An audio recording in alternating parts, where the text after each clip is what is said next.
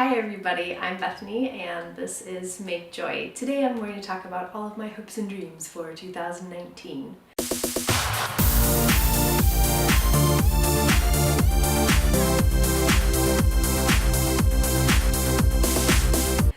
Really, I have this idea about New Year's where I don't really make resolutions, and even to say that I set goals, I feel like at the beginning of a new year, I often don't have a good idea of what will be accomplishable by the end of the year.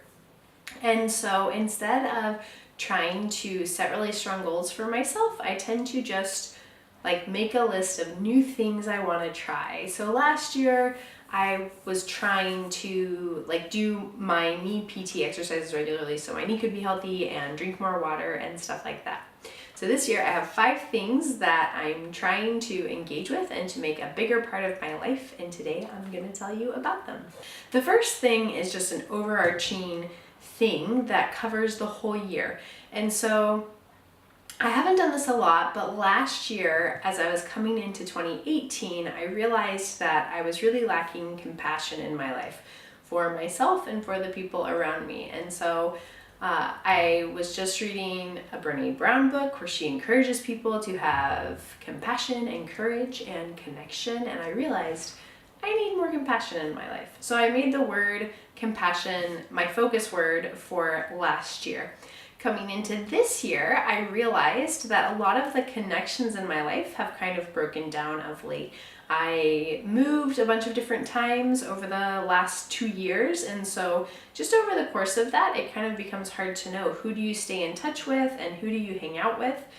And I realized that instead of seeking true connection in my life, a lot of times what I was doing was just going to social media and trying to find kind of that ersatz connection where you see about people's lives, but you're not actually connecting with them. And so I realized this year, I want that to be my word. I want to focus on connection with God and knowing Him better and deeper. I want to focus on connection with my friends that I've had for a long time and just strengthening those relationships. And I want to focus on connections with new people. I'm in a new place, I'm learning a new culture, and I just want to really engage with where I'm at. Even if I've had a lot of transitions recently, I still want to not be afraid to make new connections. So that's my word for this year, connection, and it's something that I'm going to try, is to be more connected.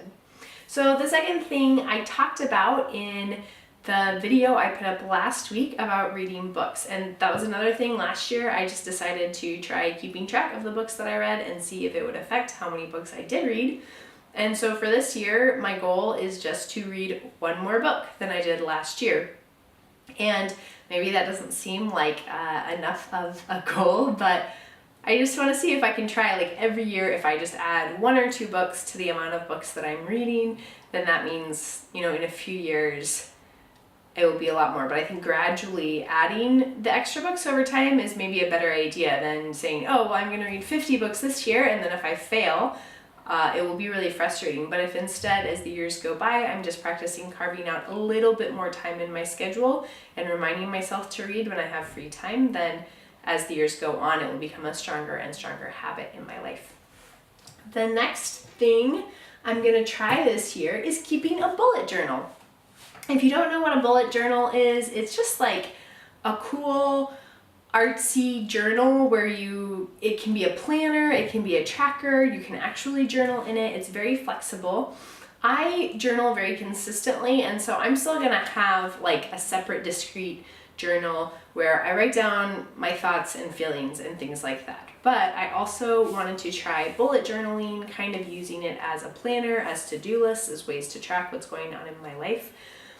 So we'll see how it goes. It's the kind of thing where, if I find that it's actually not practical or useful for me, or it's more frustrating than it is helpful, then I will probably ditch it before the year is over. But for now, it seems like a cool thing to engage with. And if you're curious about more of it, later this week, I should be releasing a video where you get to see me make my bullet journal and draw all the different pages and stuff. And so I'll try to get that out to you. And then if you have more questions about it, you can watch that video and you can ask me questions there and find out what you want to about what I'm doing. For number 4 of things I'm trying to do this year is I would just really like to increase my physical health. I want to always be just keeping my body in a state where it's really healthy, where it's able to face disease, where it's able to do cool stuff like run far and pick up heavy things and things of that nature, and looking good. I feel like that's always a good upside of being in good physical health. So this year, the way that I'm doing that is I really want to increase my strength and my flexibility.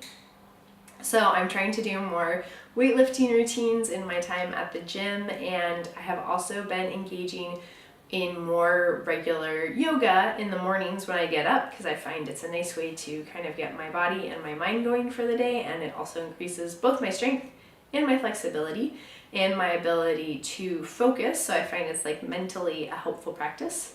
And I also would really like to get back into running before the year is over. Since we moved in June, I have not been running consistently for a bunch of different reasons. And right now I've been having some foot pain in my cuboid area that has kept me away from running. But in 2019, I'd really like to dive back into that. So whatever it takes to make my body healthy so I can be running in a healthy way, that's what I want to do.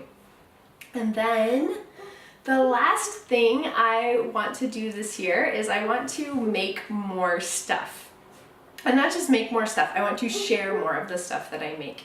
Because I tend to have a lot of ideas of creative stuff I want to do and I want to share with the world, but I'm also pretty perfectionistic about it. And so I find like it has to be perfect before I'm willing to release it to the world. But so then I end up with like all of these half-finished videos and half-written books and like all of these ideas I've made up in my mind that never actually make it out into the larger world. And so this year I'm going to try to maybe like lower the barrier that I create for myself of things being perfect, and I want to make more stuff to share with the world. So hopefully that means more YouTube videos, it means putting out blog posts about stuff that I care about, it means working some more on the books that I have half written on my computer and like actually putting in the work and setting aside the time to put the words on the page. Yeah, it's again a thing where I'm like, I have a life right now, I have a job, I have stuff going on, and so this is part of why too that I like to try things. And I think sometimes when we just use that word try, we feel like, you know, do or do not, there is no try. But I actually think we'll never figure out the things that we can do if we don't at least try like a lot of different things. And so if I waited until I was sure that I could accomplish things before I tried them, then I would never try anything. So instead, I'm just gonna try it out this year. I'm gonna see how it fits into my life and into my schedule, and we'll go from there. So hopefully these 5 things, I don't know, it's interesting for you or helpful to you to kind of think about your year and your 2019 and what you want to be doing this year, and I would love to hear that. I'm always curious about what other people are doing, and I get inspired by other people's goals. So if you have new goals or routines or resolutions or things you want to try in 2019, tell me about it in the comments, because I'd really love to hear about it, and maybe that will make it on my list. If not for this year, then maybe next January I'll be thinking about those things too. Okay, thanks for watching. You know the stuff.